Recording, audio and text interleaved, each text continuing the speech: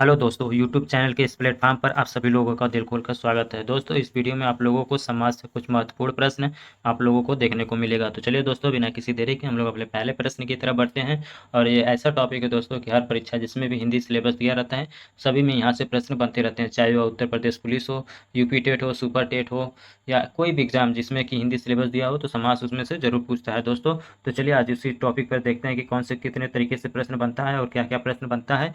ठीक है, तो हमारा पहला प्रश्न दिया गया है स्क्रीन पर, आप लोगों को दिख रहा होगा कि इनमें कौन सा तत्पुरुष समास है। ठीक है दोस्तों, तो सबसे पहले आप लोगों को कुछ ये जानना होगा कि समास होता क्या है, समास कितने प्रकार के होते हैं। तो दोस्तों, उसमें से एक प्रकार क्या है, तो तत्पुरुष समास भी होता है, जो कि समास का एक प्रकार है।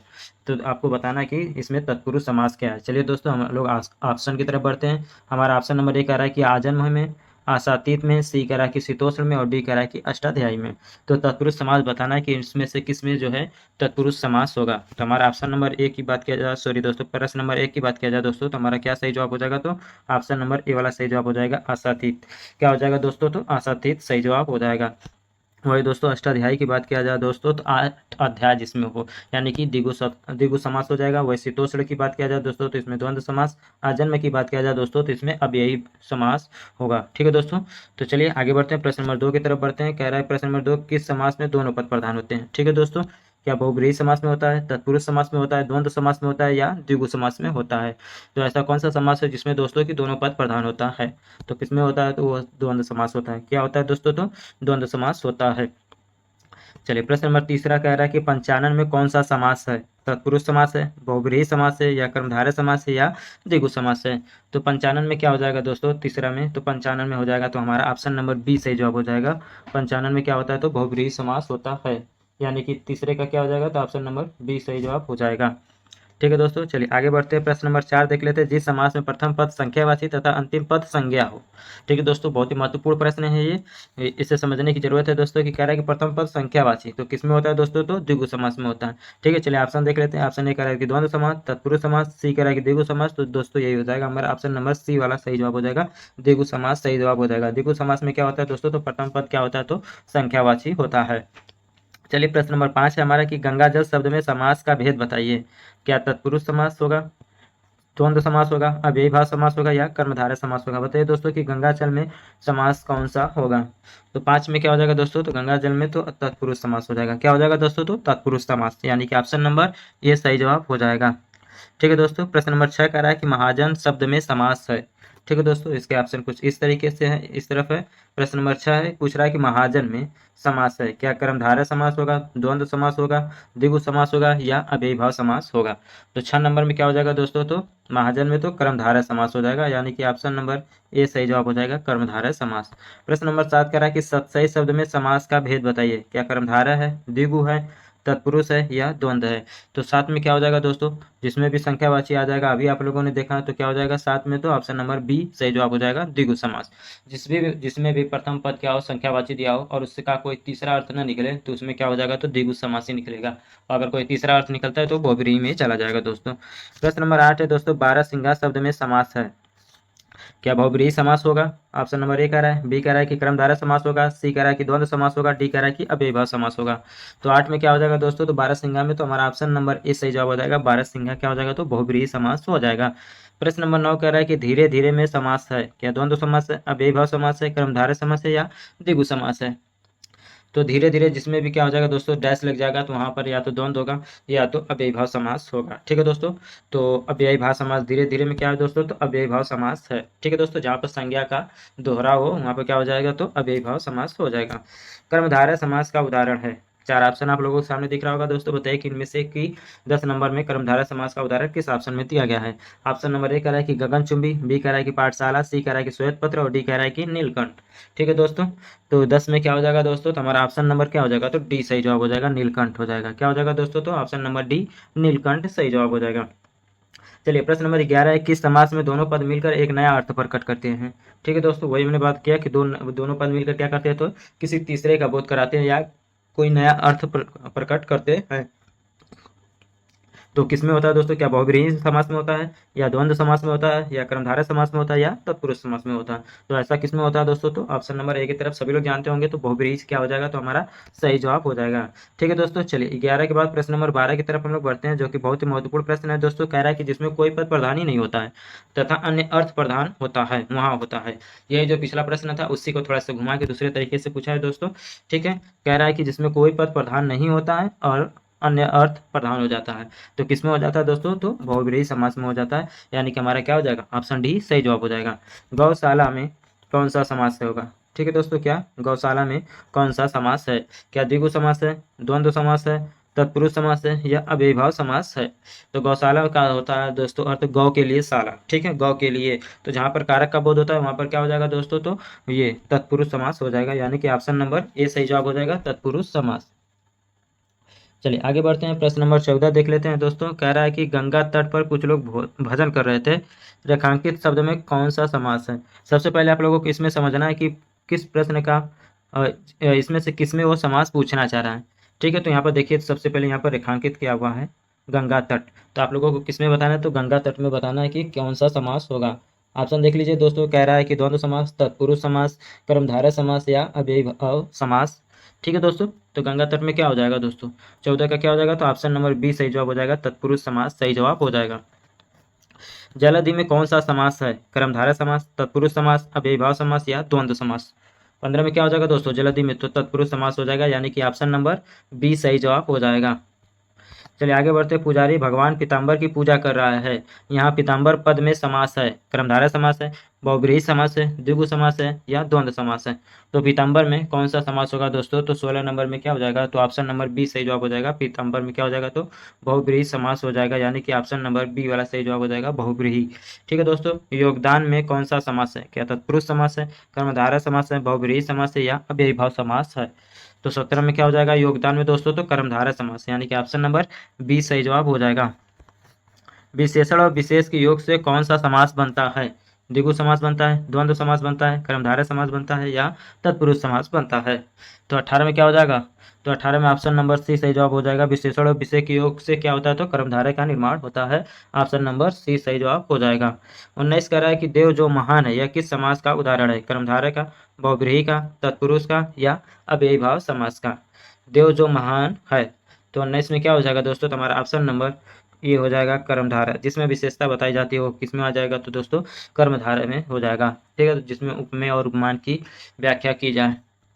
चलिए प्रश्न नंबर 20 कह रहा है कि हमें यथाशक्ति दान करना चाहिए, रेखांकित शब्द में समास को पहचानी है। ठीक है, यानी कि किसमें समास बताना है दोस्तों? तो यथाशक्ति में, क्योंकि रेखांकित किसको किया गया है? तो यथाशक्ति शब्द को रेखांकित किया गया है। चलिए दोस्तों, ऑप्शन हमारा कह रहा है कि अव्ययीभाव समास, बी कह रहा है कि द्विगु समास, सी कह रहा है कि तत्पुरुष समास, डी कह रहा है कि बहुब्रीहि समास।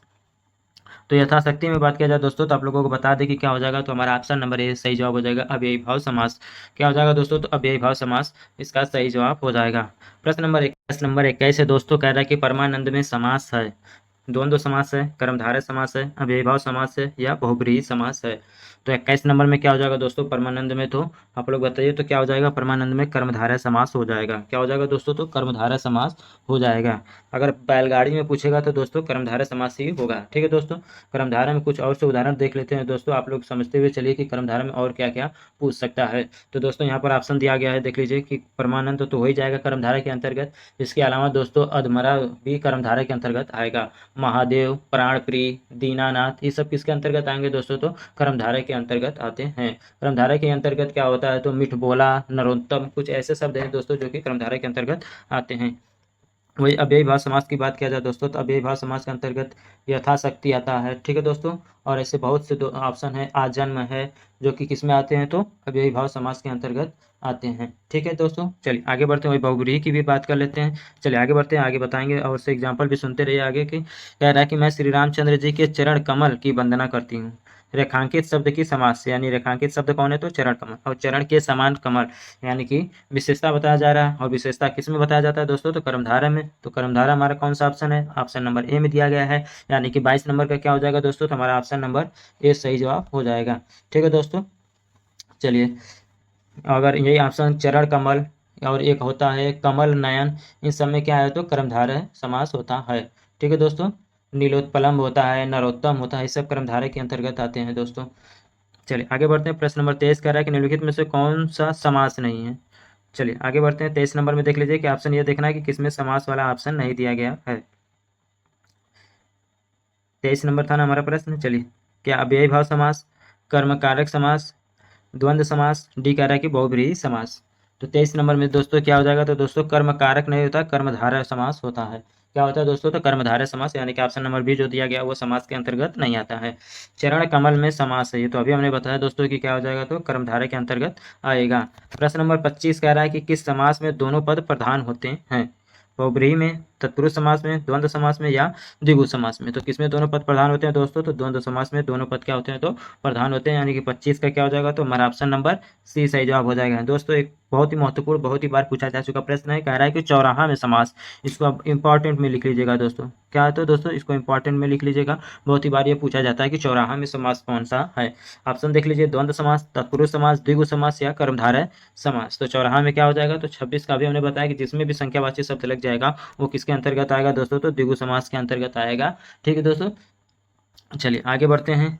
किस समास में प्रथम पद संख्यावाची तथा अंतिम पद संज्ञा हो।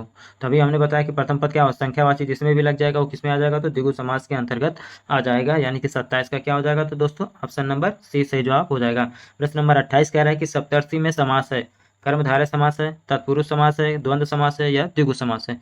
28 नंबर में बताइए दोस्तों, तो सप्तर्षि में 7 ऋषियों का, यानी कि ऑप्शन नंबर डी सही जवाब हो जाएगा। यहाँ भी संख्यावाचक शब्द दिया गया, उसके बाद अंतिम पद क्या है, तो संज्ञा है, तो क्या हो जाएगा हमारा द्विगु समास हो जाएगा। चलिए 29 नंबर देख लेते हैं। कह रहा है कि यथारुचि में, ठीक है, यथारुचि, यथाशक्ति, आजन्म, ये सब किसके अंतर्गत आते हैं दोस्तों, तो अव्ययी भाव के अंतर्गत आते हैं, यानी कि 29 में भी हम लोग क्या करेंगे, तो ऑप्शन नंबर सी सही कर देंगे। ठीक है दोस्तों, क्या करेंगे, तो ऑप्शन नंबर सी सही कर देंगे। चलिए दोस्तों, प्रश्न नंबर कह रहा है 30 कह रहा है कि निम्नलिखित में एक में कर्मधारय समास है। ठीक है, लड़का भूख से अधमरा हो गया। ठीक है दोस्तों, तो अधमरा में क्या है दोस्तों, तो हमारा कर्मधारय समास होता है, यानी कि कर्मधारय समास जो ऑप्शन नंबर 30 का क्या हो जाएगा, तो ऑप्शन नंबर ए ही सही जवाब हो जाएगा। ठीक है दोस्तों, भला बुरा, ऊंचा नीचा, ये सब किसके अंतर्गत आ जाएंगे, तो दोस्तों द्वंद्व समास के अंतर्गत आ जाएंगे। हमारा ऑप्शन नंबर क्या हो जाएगा 30 का, तो ए वाला सही जवाब हो जाएगा। वज्रपाणी शब्द में कौन सा समास है। क्या तत्पुरुष समास है, बहुब्रीहि समास है, सी कह रहा है द्वंद्व समास, डी कह रहा है कि द्विगु समास। तो वज्रपाणी में कौन सा समास होगा दोस्तों, 31 नंबर में आप लोग बताइए, तो क्या हो जाएगा वज्रपाणी में ऑप्शन नंबर बी द्विगु समास इसका सही जवाब हो जाएगा। प्रश्न नंबर 32 है, गुरुदेव शब्द में समास है। क्या अव्ययी भाव समास है, तत्पुरुष समास है, बहुब्रीहि समास है या कर्मधारय समास है।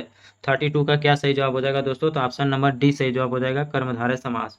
32 में क्या हो जाएगा दोस्तों, तो कर्मधारय समास हो जाएगा, ऑप्शन नंबर डी सही जवाब हो जाएगा।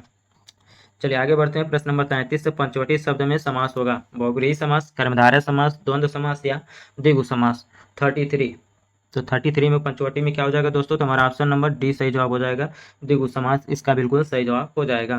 प्रश्न नंबर 34 है दोस्तों, कह रहा है कि सुनीता के बच्चे घास फूस की तरफ बढ़ रहे हैं। उपयुक्त वाक्य में प्रयुक्त घास फूस शब्द में समास होगा। क्या कर्मधारय होगा, द्वंद्व होगा, द्विगु होगा या अव्ययी भाव होगा। 34 में क्या हो जाएगा दोस्तों, तो हमारा ऑप्शन नंबर द्वंद्व समास वाला ऑप्शन सही जवाब हो जाएगा। घास फूस में क्या हो जाएगा, तो द्वंद्व समास के अंतर्गत ये आएंगे। ठीक है, चलिए प्रश्न नंबर 35 है, निम्नलिखित शब्दों में से कौन सा शब्द बहुब्रीहि समास का उदाहरण है। क्या शूलपाड़ी, यथाक्रम, हस्तमुख या हथकड़ी।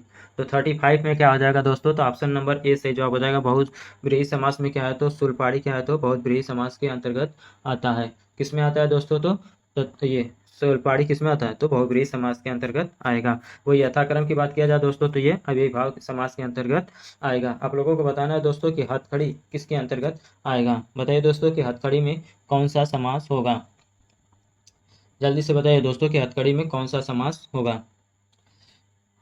चलिए तब तक आगे बढ़ते हैं, आप लोग कमेंट में जरूर बताइए कि हथकड़ी में कौन सा समास होगा। प्रश्न नंबर 36 कह रहा है कि इनमें से कौन सा शब्द द्विगु समास है। ठीक है दोस्तों, कौन सा शब्द द्विगु समास है। क्या भुजदंड, माखन चोर, भला बुरा या चतुर्भुज। ठीक है, तो जिसमें 36 में क्या हो जाएगा, तो ऑप्शन नंबर किसके तरफ चलेंगे, जिसमें संख्यावाची शब्द हो, प्रथम पद क्या हो तो संख्यावाची और अंतिम पद क्या हो तो संज्ञा हो। तो हमारा कौन सा ऑप्शन है, तो ऑप्शन नंबर डी कह रहा है कि चतुर्भुज क्या हो जाएगा, तो हमारा ऑप्शन बिल्कुल सही जवाब हो जाएगा। ठीक है दोस्तों, प्रश्न 37 कह रहा है कि प्रतिदिन शब्द में समास होगा। हमारा ऑप्शन है द्विगु समास है, बी कह रहा है कि कर्मधारय समास है, सी कह रहा है कि तत्पुरुष समास है और डी कह रहा है कि अव्ययी भाव समास है। तो 37 का क्या सही जवाब हो जाएगा दोस्तों, बताइए तेजी के साथ इसका क्या जवाब होगा। तो प्रतिदिन में क्या हो जाएगा दोस्तों, तो हमारा ऑप्शन नंबर डी हो जाएगा अव्ययी भाव समास। क्या हो जाएगा दोस्तों, तो अव्ययी भाव समास सही जवाब हो जाएगा। 38 में युद्ध में स्थिर रहने वाला किस समास का विग्रह पद है। करण तत्पुरुष, अलुक तत्पुरुष, संप्रदान तत्पुरुष या संबंध तत्पुरुष। युद्ध में स्थिर रहने वाला, तो 38 यानी कि क्या हो जाएगा, तो ऑप्शन नंबर बी से जवाब हो जाएगा अलुक तत्पुरुष। क्या हो जाएगा दोस्तों, अलुक तत्पुरुष। 39 में देख लीजिए दोस्तों, देशभक्ति में कौन सा समास है। क्या व्यय भाव समास है, तत्पुरुष समास है, बहुब्रीहि समास है या द्वंद्व समास है। तो 39 में क्या करेंगे दोस्तों, तो ऑप्शन नंबर बी देश के लिए भक्ति यानी कि तत्पुरुष समास। प्रश्न नंबर 40 है दोस्तों, कह रहा है निम्नलिखित में से कौन सा शब्द बहुब्रीहि समास का उदाहरण है। बहुब्रीहि क्या त्रिभुज होगा, दशानन होगा, नवरात्र होगा या त्रिलोक होगा। तो दोस्तों जिसमें दोनों पद प्रधान नहीं होते, किसी अन्य पद की प्रधानता होती है, तो उसमें क्या होता है, तो बहुब्रीहि। यानी कि 40 में क्या हो जाएगा, जिसमें किसी में तीसरा अर्थ निकले, जैसे दशानन, 10 है आनंद जिसके, यानी कि रावण जिसके 10 मुख हैं, वो किसको बोला गया है, तो रावण के, यानी कि तीसरे व्यक्ति का बोध हो रहा है, यानी कि ये किसी अन्य अर्थ का प्रकट होना दिख रहा है, इसलिए यहाँ पर क्या हो जाएगा, तो बहुब्रीहि समास हो जाएगा। यथासंभव में कौन सा समास है। क्या अव्ययी भाव समास है, कर्मधारय समास है, सी कह रहा है तत्पुरुष समास है, डी कह रहा है कि द्विगु समास है। तो 41 में यथासंभव में बात किया जाए दोस्तों, तो हमारा ऑप्शन नंबर ए से जवाब हो जाएगा अव्ययी भाव समास। 42 कह रहा है कि पथभ्रष्ट में कौन सा समास है। अव्ययी भाव समास है, द्विगु समास है, तत्पुरुष समास है या कर्मधारय समास है। तो पथभ्रष्ट की बात किया जाए दोस्तों, 42 की बात किया जाए तो दोस्तों हमारा क्या हो जाएगा, तो ऑप्शन नंबर सी से जवाब हो जाएगा पथ से भ्रष्ट। ठीक है दोस्तों, 42 में पथ से भ्रष्ट, यानी कि ये गलत हो जाएगा दोस्तों। से जिसमें कारक लग गया वहां पर क्या हो जाएगा, तो तत्पुरुष समास या द्वंद्व समास नहीं होगा दोस्तों। हमारा ऑप्शन नंबर क्या हो जाएगा, तो ऑप्शन नंबर सी सही जवाब हो जाएगा तत्पुरुष समास। प्रश्न नंबर 43 कह रहा है कि अष्टाध्यायी में कौन सा समास है। बहुब्रीहि समास है, द्विगु समास है, कर्मधारय समास है या तत्पुरुष समास है। तो 43 में क्या होगा जवाब दोस्तों, बताइए तेजी के साथ। 43 नंबर में क्या सही जवाब हो जाएगा, अष्टाध्यायी क्या हो जाएगा दोस्तों, तो द्विगु समास सही जवाब हो जाएगा। प्रश्न नंबर 44 कह रहा है मुंबई में गगनचुंबी इमारतें बहुत हैं, रेखांकित शब्द में कौन सा समास है समाहित है। यानी कि आपसे गगनचुंबी में पूछ रहा है कि कौन सा समास होगा। तो क्या तत्पुरुष समास होगा, कर्मधारय समास होगा, द्विगु समास होगा या अव्ययी भाव समास होगा। तो गगनचुंबी में दोस्तों क्या हो जाएगा, तो तत्पुरुष समास होगा। क्या होगा दोस्तों, तत्पुरुष समास होगा। प्रश्न नंबर 45 कह रहा है कि बैलगाड़ी में समास है, द्वंद्व समास है, द्विगु समास है, अव्ययी भाव समास है या तत्पुरुष समास है। तो बैलगाड़ी में बताइए दोस्तों कि क्या सही जवाब होगा। 45 नंबर आपके स्क्रीन पर दिख रहा होगा दोस्तों, बताइए कि 45 नंबर में क्या सही जवाब हो जाएगा। तो क्या हो जाएगा दोस्तों, तो तत्पुरुष समास हो जाएगा। 46 कह रहा है कि शास्त्र प्रवीण महाविद्यालय में पीताम्बर धारण करने आते हैं, उस वाक्य में तत्पुरुष समास है। शास्त्र प्रवीण महाविद्यालय पीताम्बर या धारण करके। तो 46 में क्या हो जाएगा दोस्तों, तो हमारा ऑप्शन नंबर ए सही जवाब हो जाएगा शास्त्र प्रवीण।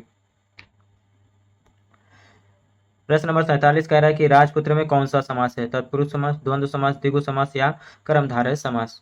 तो 47 नंबर में क्या हो जाएगा दोस्तों, तो हमारा ऑप्शन नंबर क्या हो जाएगा, ये सही जवाब हो जाएगा। राजपुत्र में क्या हो जाएगा, तो तत्पुरुष समास सही जवाब हो जाएगा।